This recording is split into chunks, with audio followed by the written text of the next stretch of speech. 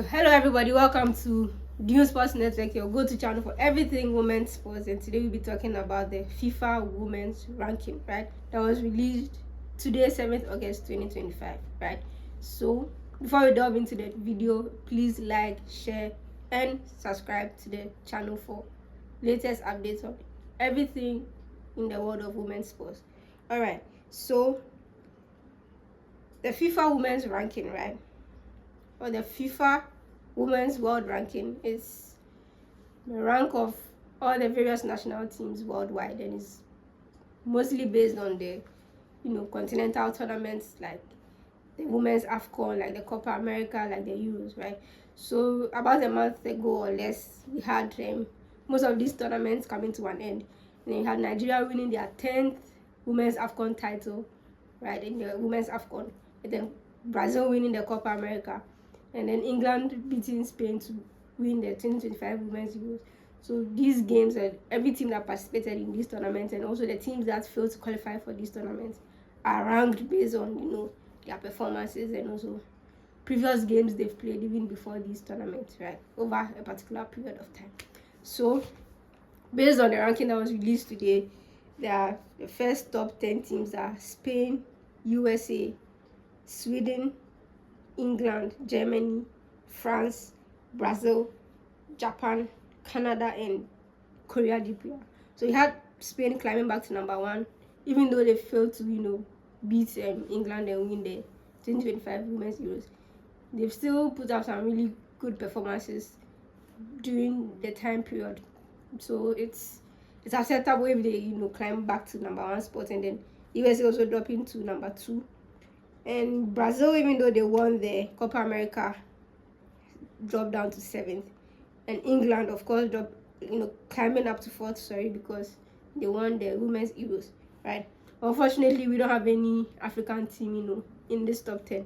But the good news is Nigeria retained their spot as 36th globally because of the performances they've put up, during the international window, and especially during the Women's AFCON, because during this just ended AFCON, they won their 10th Women's AFCON title.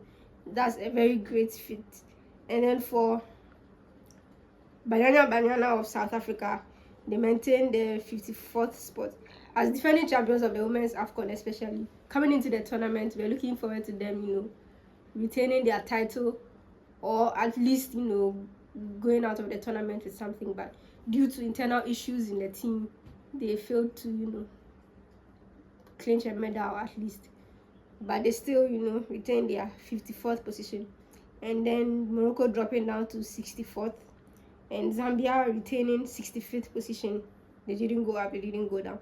The WAFCON tournament for, the just ended one was pretty tough for them. It didn't really go as planned because they met Nigeria very early in the tournament. That's the quarterfinals, and then they failed to, make something out of the game. Nigeria beat them 5-0 in the quarterfinal of the Women's AFCON, and so they failed to,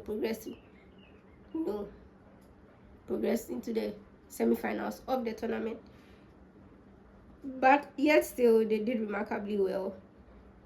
The games they played in the AFCON, right? So I think it's enough to maintain their spot at 65th. And then Cameroon dropping to 66th, and Ghana also dropping to 67th.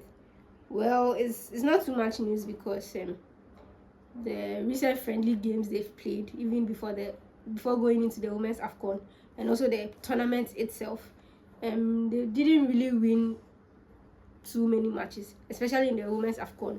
Out of 6 games or so they played, I think they won 1 or 2, right, within regulation time.